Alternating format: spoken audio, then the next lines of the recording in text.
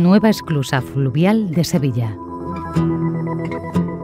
Sevilla, situada a 89 kilómetros del océano y casi a nivel del mar, siempre ha estado ligada al río Guadalquivir, de la misma forma que lo está su futuro. Su puerto, el único interior de España y el tercero en superficie, queda conectado con el mar por una vía navegable de 80 kilómetros de recorrido y de importancia internacional. A la altura de Sevilla, el río cuenta con una carrera de marea media de 2 metros, lo que hace necesaria una infraestructura que permita elevar o bajar el nivel para entrar o salir del puerto, cuya lámina de agua está a cota fija para facilitar las operaciones de estiva y desestiva de buques. En los últimos tiempos, el puerto tenía ya importantes limitaciones que amenazaban gran parte de su actividad e impedían su mayor desarrollo, como el poco calado del río o la manga útil de la esclusa, claramente insuficiente para la flota existente en la actualidad. El aumento progresivo del tráfico marítimo hacía necesario construir una nueva esclusa que sustituyera a la anterior, que data de 1949, con más de 60 años de antigüedad, además de ampliar y mejorar el canal de navegación, junto con la propia remodelación del puerto. La Autoridad Portuaria de Sevilla, perteneciente a Puertos del Estado, adjudicó la construcción de la nueva esclusa a FCC Construcción, en UT, iniciándose los trabajos en julio de 2005 y finalizando en otoño de 2010. La nueva esclusa se ubica a unos 8 kilómetros de la ciudad, 1.800 metros río abajo de la actual. Se le estima un periodo de vigencia de 50 años.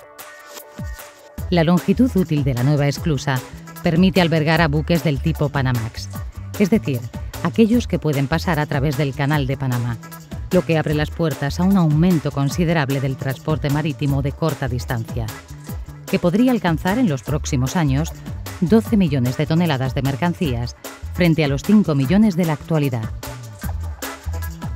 La esclusa es un recinto delimitado por compuertas que permite a los barcos salvar los diferentes niveles entre el río y el puerto. El funcionamiento es sencillo y análogo al de un ascensor. El barco se sitúa entre las compuertas, se modifica el nivel del agua. El barco sube o baja y finalmente con la apertura de la compuerta, el barco sale con el nuevo nivel. La altura media de desnivel a franquear es de 1,5 metros. Se estima que el llenado o vaciado del cuenco se podrá realizar en 5 minutos, por lo que la operación completa del paso de un buque se llevará a cabo en una media hora. Pero la esclusa de Sevilla tiene además otra función, que es la de evitar inundaciones a la ciudad por desbordamiento del río. Sevilla está protegida por un muro de defensa que la rodea y del que la esclusa forma parte con su compuerta externa. Dicho muro corona a la cota de máxima avenida para un periodo de retorno de 500 años. En caso de riada, la compuerta exterior de la esclusa se cierra, quedando así resguardada la ciudad.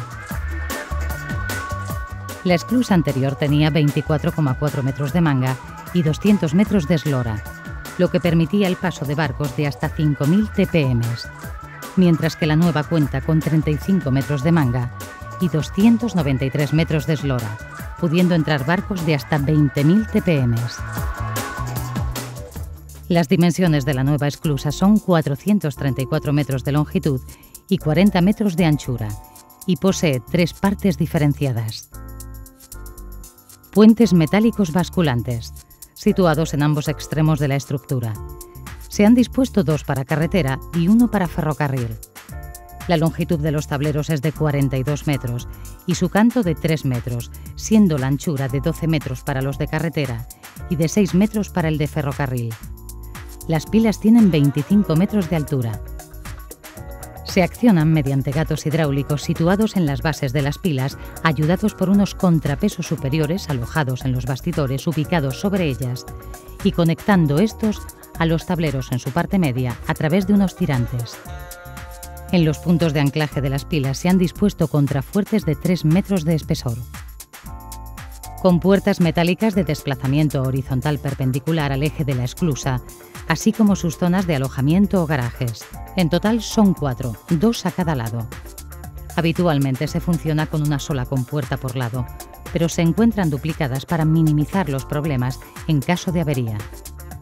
Sus dimensiones principales son 42 por 20,3 por 6 metros para las del lado río, y 42 por 17,3 por 5 metros para las del lado puerto. Los garajes pueden convertirse en un dique seco que permita las operaciones de mantenimiento y reparación mediante la colocación de un mamparo en la parte exterior, quedando las compuertas, una vez achicada el agua, colgadas de los carros de mantenimiento y con acceso fácil a todos sus elementos. Las compuertas se deslizan mediante dos carretones de su misma anchura, uno inferior y otro superior. Estos carretones, con 4 ruedas de 1,2 metros de diámetro cada una, circulan sobre carriles, el inferior sujeto a la solera de la esclusa y el superior sobre una ménsula que sobresale del hastial del garaje. Ambos carretones son extraíbles. Unos cables tiran de la compuerta desde el carretón superior, cuyos tambores y motores se encuentran alojados en un edificio de maquinaria situado tras el garaje, comunicado con él a través de unas galerías por donde pasan dichos cables. Las compuertas están dotadas de una serie de instalaciones, aire comprimido, agitadores de lodo, sondas de nivel, que permiten su correcto funcionamiento. Entre estas instalaciones destacan los tanques de flotación, que regulan la reacción de las compuertas sobre los carriles, consiguiendo un equilibrio entre la durabilidad de los mismos y la seguridad de la operación. Si todo el peso de la compuerta apoyara sobre los carriles, la duración de los mismos sería muy corta, mientras que si la compuerta no apoyara nada, es decir, flotara sobre los carriles, cualquier golpe, viento u oleaje la sacaría de su posición de trabajo. En los extremos y embebidas en las zapatas, existen galerías que permiten el paso de un lado a otro de la esclusa de servicios, personas, instalaciones, etc. Las compuertas se han diseñado para ser practicables en su coronación. Ello supone que, en caso de emergencia, además de los puentes, pueden utilizarse estas con vehículos del tipo de una furgoneta de mantenimiento o una ambulancia.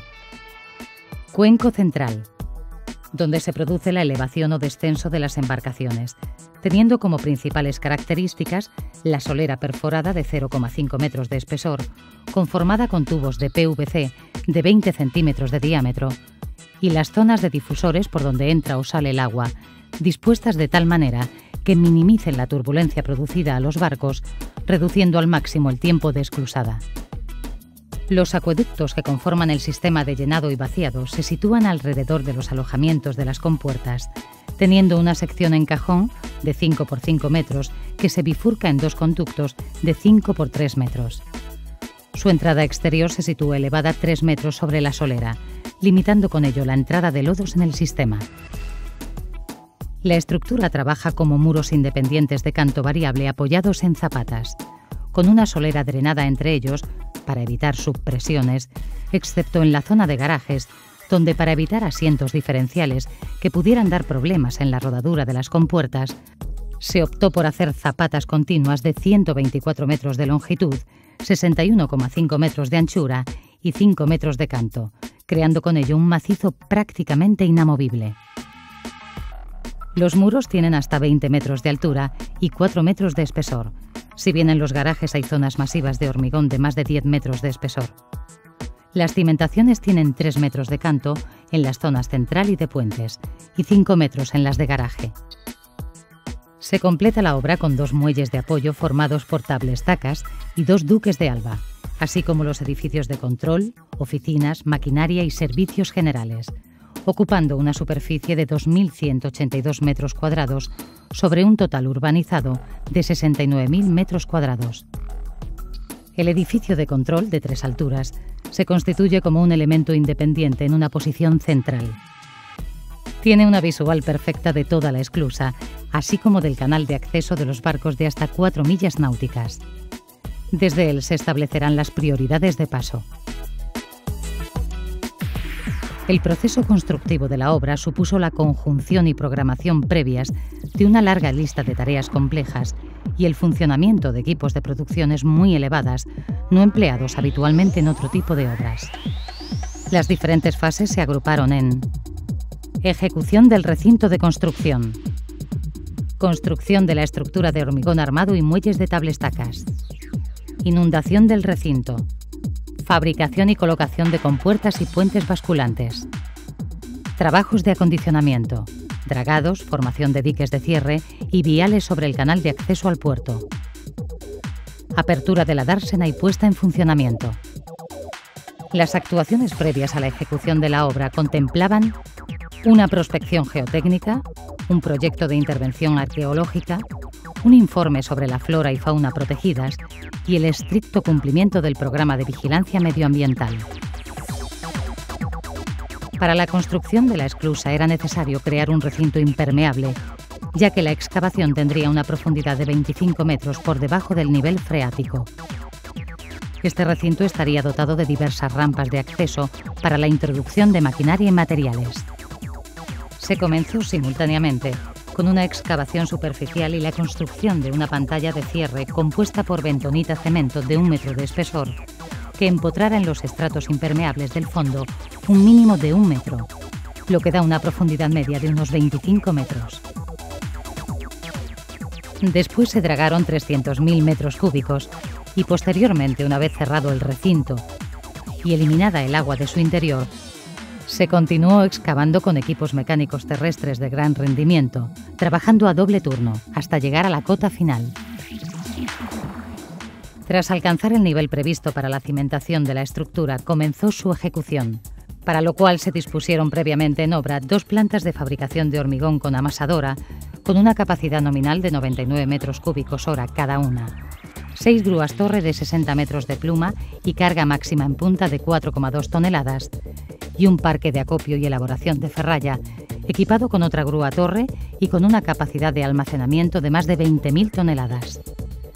Se emplearon en total 300.000 metros cúbicos de hormigón de diversas resistencias, 20.000 toneladas de acero corrugado en armaduras, 100.000 metros cuadrados de encofrado, del cual el 70% era de tipo trepante, y 1,2 millones de metros cúbicos de relleno de tierras en trasdosado de la estructura, que iba acompañando la ejecución de la misma para no retrasar el global de la obra. Para asegurar la durabilidad del hormigón con grandes producciones en verano, se estudió su temperatura máxima durante el fraguado, controlándola en la ejecución mediante termopares alojados en su masa. Las máximas alcanzadas fueron 30 grados para la puesta en obra y 70 grados en el fraguado. Para conseguir esa temperatura de puesta en obra tan baja en Sevilla, se sombrearon y regaron los áridos. Se dispuso una enfriadora con adición de hielo para el agua de amasado y se mantuvo una capacidad suficiente de almacenamiento de cemento para asegurar su enfriamiento tras salir de la fábrica y antes de su aportación al hormigón. La transición entre los taludes de las márgenes del canal de acceso y los paramentos verticales de la esclusa se llevó a cabo mediante unos muelles de tablestacas de 225 metros de longitud en las márgenes norte y de 90 metros en las márgenes sur, con profundidades de hasta 28,5 metros en algunos casos, anclándolos a otras pantallas de tablestacas situadas en su parte posterior para garantizar su estabilidad. El anclaje de las zonas circulares, que no admitía esa solución por producirse una concentración excesiva de tensiones debido al menor desarrollo de la pantalla trasera, se realizó a través de una losa horizontal que trabajaría por rozamiento en lugar de por movilización del pasivo. Una vez ejecutada la estructura de la esclusa en seco y sus elementos mecánicos en tierra, así como el tablestacado del recinto, se procedió a la inundación del cuenco, que duró en total 11 días. Igualados los niveles de agua en el río y en la esclusa, se excavó con draga la última parte del tapón que impedía la entrada de agua al recinto durante su ejecución. Entretanto, en los astilleros de Sevilla se acometió la construcción de las compuertas. Se trata de unos grandes cajones de chapa arriostrados con perfiles metálicos.